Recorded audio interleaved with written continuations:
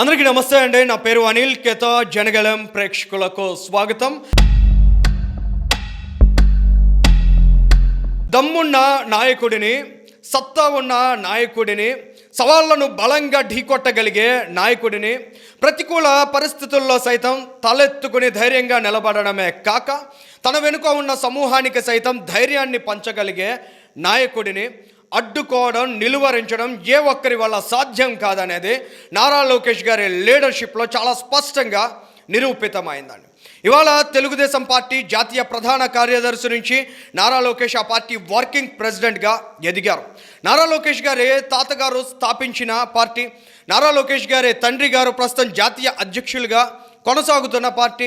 నారా లోకేష్ గారు ఇవాళ ఆ పార్టీ వర్కింగ్ ప్రెసిడెంట్ అవడంలో ఆశ్చర్యం ఏముంది అని కొద్దిమంది భావించవచ్చు. కానీ తెలుగుదేశం పార్టీ స్వరూపాన్ని ఒక్కసారి గమనించిన, నారా లోకేష్ గారి పొలిటికల్ జర్నీని అబ్జర్వ్ చేసిన ఏ ఒక్కరూ ఆ విధంగా మాట్లాడలేరు. 1 కోటి మందికి పైగా సభ్యత్వాలు కలిగిన రాజకీయ పార్టీ, వందల వేల సంఖ్యలో సీనియర్లు కలిగి ఉన్న రాజకీయ పార్టీ, ప్రాంతీయ పార్టీల్లోనే అతిపెద్ద రాజకీయ పార్టీ తెలుగుదేశం. అటువంటి పార్టీలో ఎదగాలంటే, అటువంటి పార్టీలో లీడర్షిప్ పొజిషన్స్లోకి వెళ్ళాలంటే ఎన్ని సవాళ్ళు ఉంటాయి, ఎన్ని సమస్యలు ఉంటాయి, వాటన్నిటినీ ఎంత సమర్థంగా అధిగమించాలి, ఎంత సామరస్యంగా ప్రతి ఒక్కరితో కలిసిపోవాలి, ఎటువంటి ఆత్మవిశ్వాసాన్ని పార్టీ క్యాడర్లో క్రియేట్ చేయాలి, ఇటువంటి అంశాలన్నింటిలో సక్సెస్ అయితేనే ఆ లెవెల్ ఆఫ్ లీడర్షిప్ని అచీవ్ చేయడం సాధ్యం అవుతుంది. గడిచిన దశాబ్ద కాలానికి పైగా నారా లోకేష్ ఆ విధంగా ఆ పార్టీలో సీనియర్ నాయకుల నుంచి క్షేత్రస్థాయి కార్యకర్తల వరకు ప్రతి ఒక్కరికి చేరువయ్యారు. కాబట్టి ఇవాళ ఆ పార్టీ వర్కింగ్ ప్రెసిడెంట్ బాధ్యతలను తీసుకున్నారు.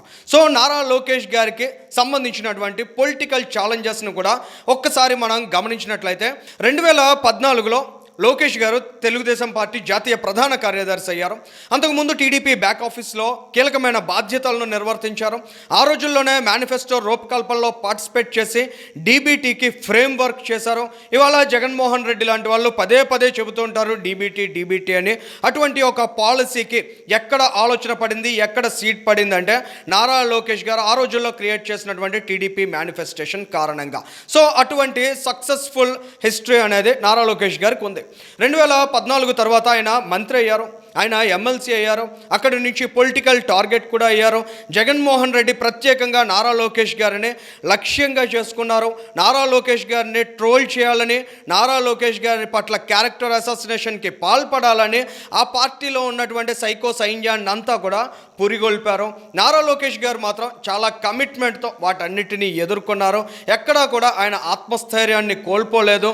ఆయన 2019 ఓటమి తరువాత కూడా గమనించినట్లయితే మరింత రాటుదేలారే తప్ప ఎక్కడా కూడా వెన్ను చూపలేదు, ఎక్కడా కూడా వెనుకడుగు వేయలేదు.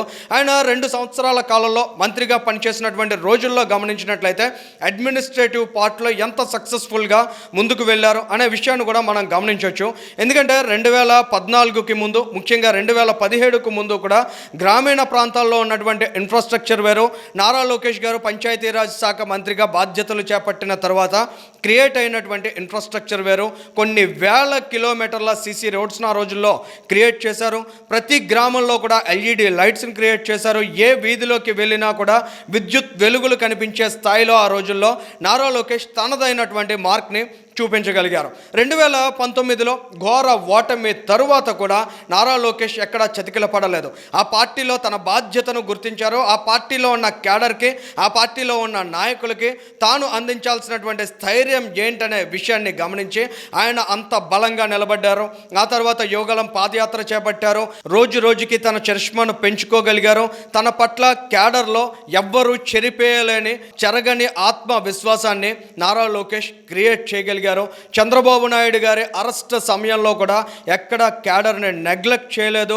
చంద్రబాబు నాయుడు గారిని ఆ రోజు చెరసాల నుంచి బయటకు తీసుకురావాల్సినటువంటి బాధ్యతలను ఓవైపు ఫోకస్ చేస్తూనే, మరోవైపు కార్యకర్తలు ఆ రోజుల్లో ఎదుర్కొంటున్నటువంటి సమస్యలను కూడా నారా లోకేష్ చాలా క్షుణ్ణంగా అడ్రస్ చేశారు. ప్రతి ఒక్క కార్యకర్త వెనుక కూడా నారా లోకేష్ ఉన్నారనే స్థాయిలో ఆయన కాన్ఫిడెన్స్ని ఆ రోజుల్లో రేకెత్తించారు. సో 2024 ఎలక్షన్లో ఎన్నికల్లో ఏదైతే గ్రాండ్ సక్సెస్ని కూటమి పార్టీలు నమోదు చేశాయో అందులో యువగళం తాలూకా ప్రాధాన్యతను, యువగళం తాలూకా ఇంపాక్ట్ను కూడా ఏ ఒక్కరూ ఇగ్నోర్ చేయలేరు. సో ఇవాళ నారా లోకేష్ గారు సక్సెస్ఫుల్గా గడిచిన 20 నెలల కాలంగా ఆంధ్రప్రదేశ్ రాష్ట్రం పట్ల ఇన్వెస్టర్స్లో ఏ విధమైన కాన్ఫిడెన్స్ని క్రియేట్ చేయగలుగుతున్నారో, ఏ రకంగా ఇన్వెస్ట్మెంట్స్ని అట్రాక్ట్ చేస్తున్నారో, ఆంధ్రప్రదేశ్ రాష్ట్రం పట్ల ఎంత క్లియర్ ఫోకస్తో నారా లోకేష్ ముందడుగు వేస్తున్నారు. ఇలాంటి అంశాలన్నీ ఒకసారి మనం గమనించినట్లయితే ఒక నాయకుడిగా, ఒక బాధ్యత కలిగిన మంత్రిగా ఎంత అంకిత భావంతో ఆయన పనిచేస్తున్నారనే విషయాలు చాలా స్పష్టంగా కళ్ళ ముందు కనిపిస్తూ ఉంటాయి. సో ఇవాళ నారా లోకేష్ గారు తెలుగుదేశం పార్టీ వర్కింగ్ ప్రెసిడెంట్గా బాధ్యతలు స్వీకరించిన తర్వాత ఆయన మీద బాధ్యత అనేక రెట్లు పెరిగింది. ఏ విధంగా నారా లోకేష్ గారు తెలుగుదేశం పార్టీని మరింత స్ట్రెంగ్తన్ చేయబోతున్నారు, 2029 ఎన్నికల లక్ష్యంగా ఏ విధమైనటువంటి పావుల్ని తెలుగుదేశం పార్టీ కదపబోతోంది, నారా లోకేష్ గారి లీడర్షిప్లో ఎంత బలమైన అడుగులను ఆ పార్టీ వేస్తుందనే విషయాలు కూడా ప్రస్తుతం సర్వత్రా ఆసక్తిని కలిగిస్తూ ఉన్నాయి. ఈ వీడియోకి సంబంధించి మీ అభిప్రాయాన్ని కూడా కామెంట్ చేయండి. Thank you.